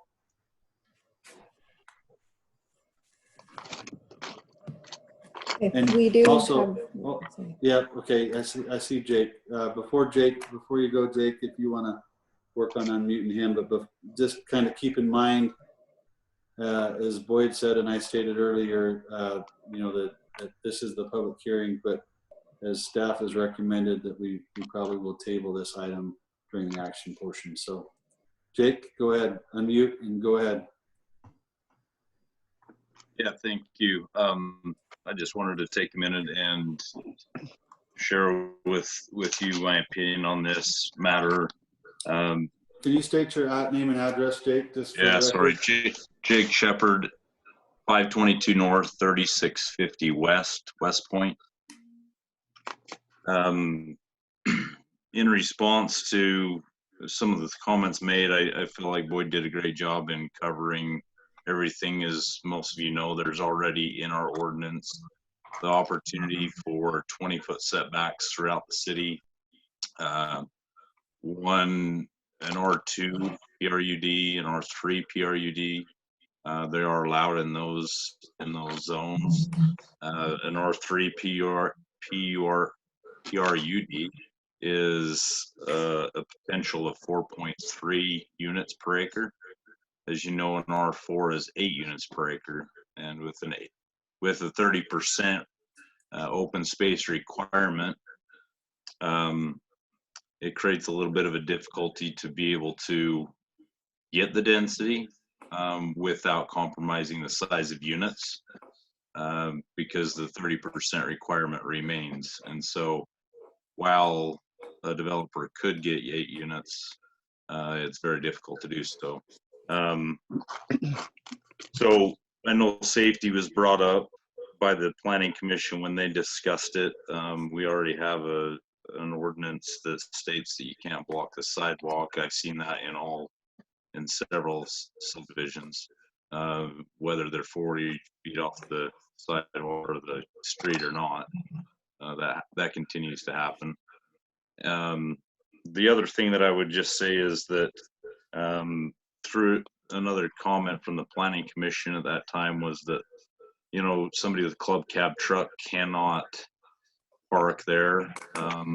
We feel like there's areas throughout the whole city where those who hold or own those types of vehicles can park. they don't have to buy a unit within an R4 development. So obviously this is a higher density situation. So accommodations for higher density need to be made in my opinion. And if we already have an 20-foot allowance for driveways and it's defined a 20-foot parking space is, or that is considered a parking space, a 20-foot driveway, then I feel like the R4 ought to reflect that setback. And one last thing, just because the setback is 25 feet does not mean that the driveway is going to be within that first 25 feet. So as you think about that, if you force all units to be off of the road 25 feet, there are some that and types of product that would look really good at 15 feet where the parking is not an issue, or the approach to the driveway is past that 25 foot, or even so. Things to think about, and I hope that the Planning Commission looks at this and gets a better feel for it. Thanks, Jake. Do you want to go ahead and unmute Brian Casey?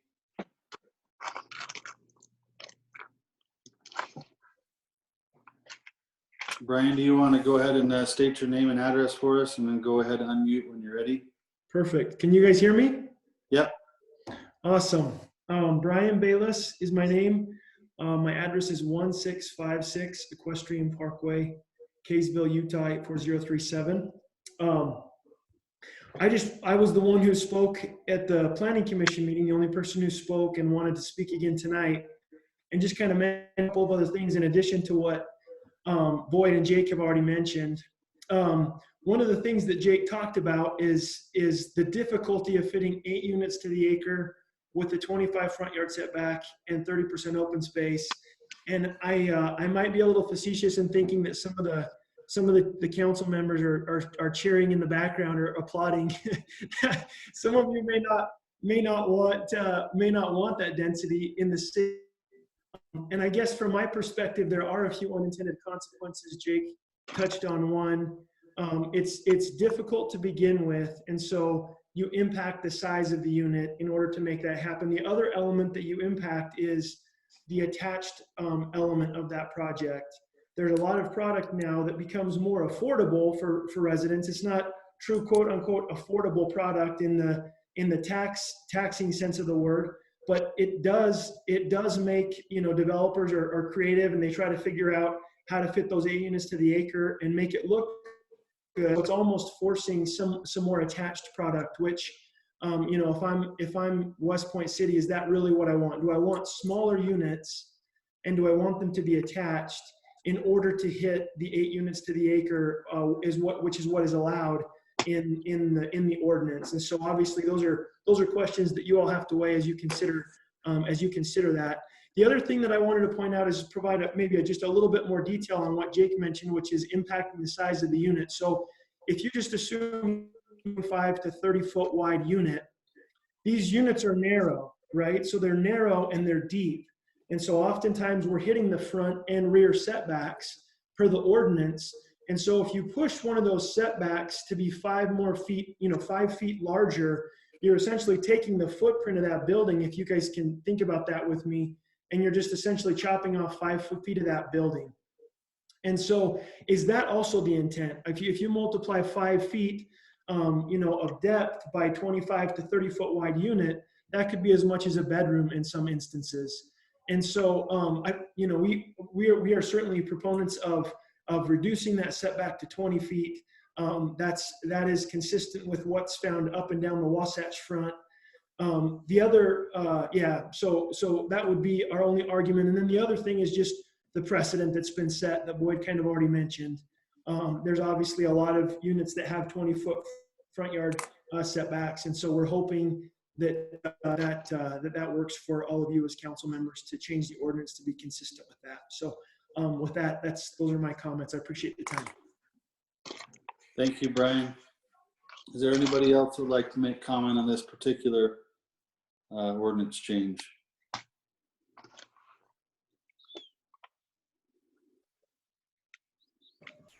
I do not see anyone else. Yeah, seeing none, I'll entertain a motion to close the public hearing. I'll make that motion. I'll second. Motion by Kent and second by Gary. All in favor? Aye. Any opposed? Thank you. So I don't know, how much you guys want to go into it, knowing that that we are going to have this discussion probably later once the Planning Commission does decide to send it forward. I think we had some good comments on the public hearing portion of it to kind of get their side of things out there. I would also encourage any of the council members to contact, staff or be watching for updates on the Planning Commission meetings of this particular item too, to help better educate, what the different opinions are on it. So, does anybody have anything they want to add, or do you want to just postpone the discussion for when we actually vote on it? Mayor, I'd make a motion that we table this item for future discussion at an appropriate time. I'll second. Motion by Jerry, a second by Gary. Are there any further discussion? Is there any comments or anything that anybody really wants? I don't want to feel like I'm putting any requirements that you can't talk about it, but if there's any other comments that want to be made in regards to this, or that you feel might help the Planning Commission, I want to make sure they get a chance to hear those as well. Everybody okay?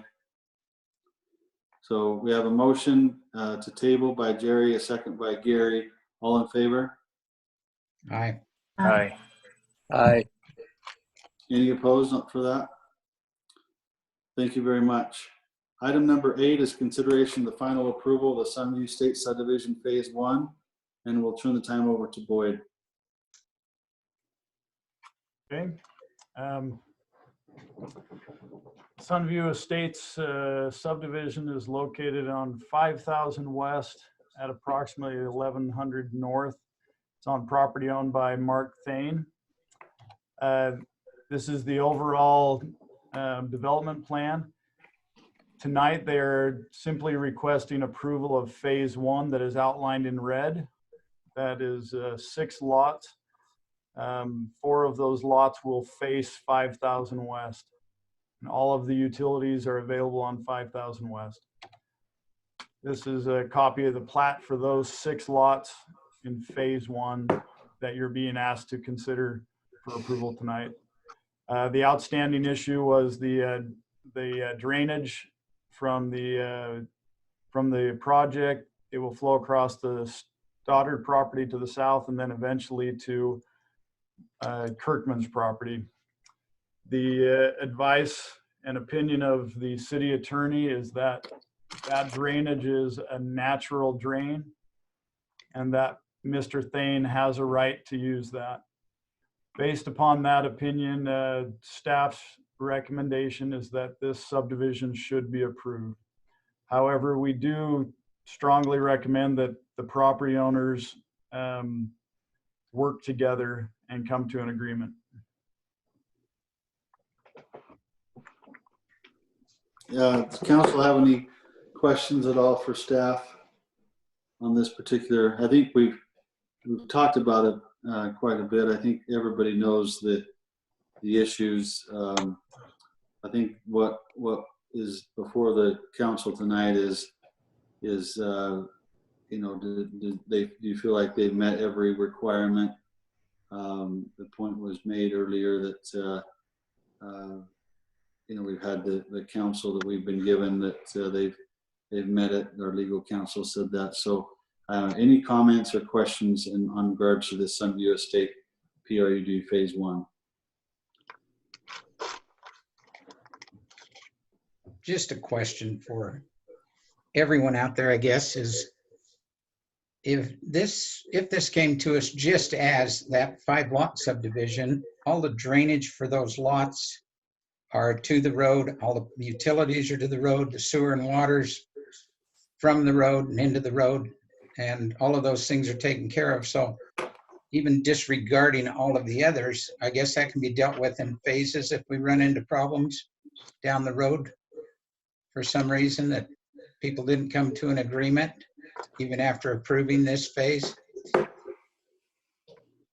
Boyd, do you want to take a shot at that one? Sure. Yeah, he's exactly right. Phase 1, the road will eventually be developed through phase 2 and will eventually go through the pond and so forth. However, this was a concern that was brought up by Mr. Kirkman at this point. And so as staff, we felt that it needed to be addressed as part of phase 1 because it will eventually contribute to this drainage. Okay. Any other comments or questions on this one for staff? And also, as I mentioned earlier, Mark Thane is also an attendee, and if anybody has any questions specifically for Mark, we could invite him to answer those.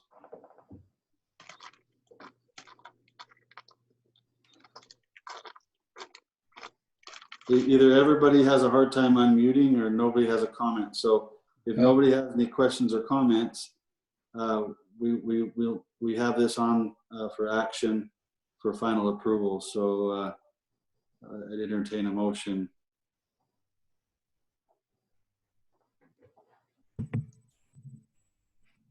Mayor, I think the city staff has done a good job of trying to vet through the situation here. And while it would be nice to hear a little bit more from a land attorney, I think we've heard enough to be able to make a decision from the city's standpoint.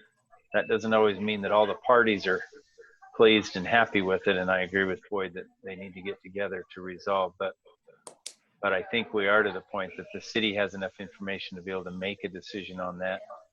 And based on that, then I would make a motion to approve the Sunview Estates subdivision phase 1.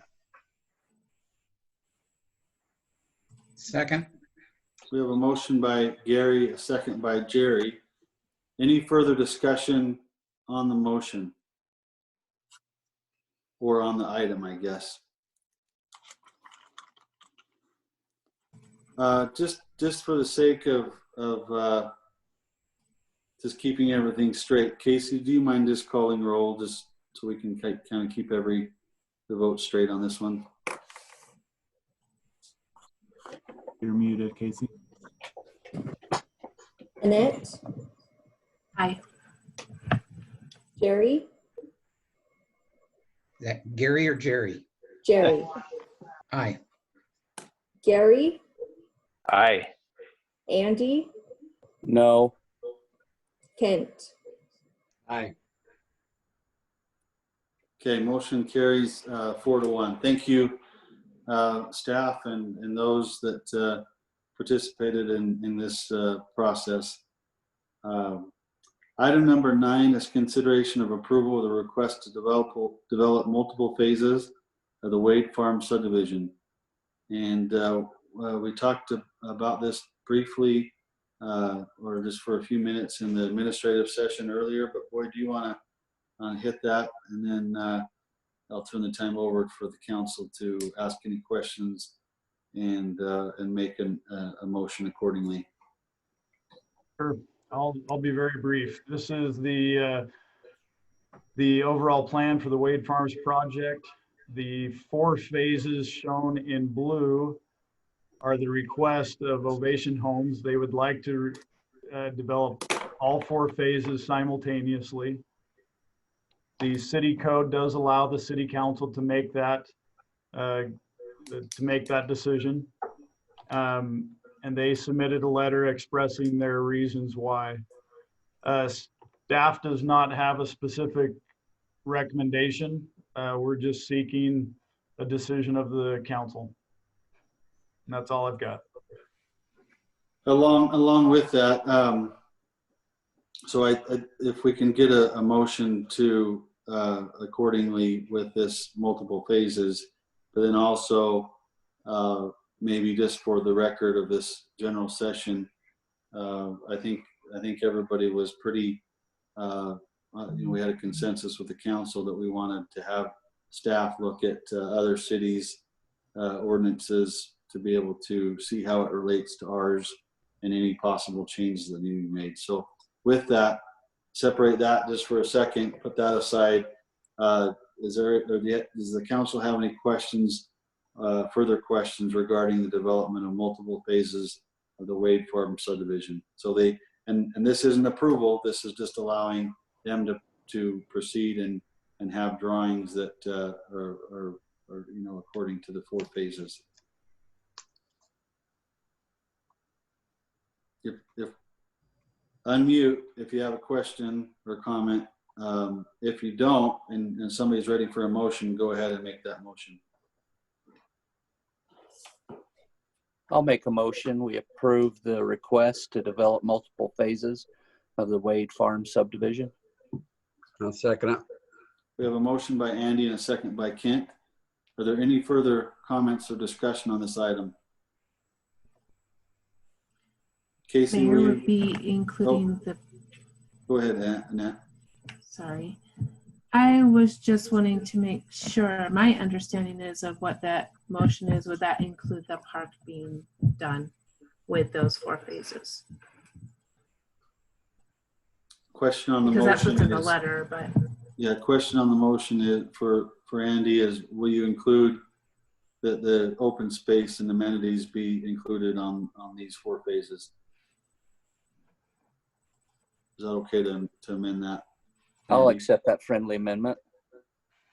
Yeah, we second that, Kent, still as well? Yeah, with that change, yes. Okay. Any further clarifications, discussion on this particular motion? Casey, will you please just call roll once again? Annette? Aye. Jerry? Aye. Gary? Yes. Andy? Yes. Kent? Yes.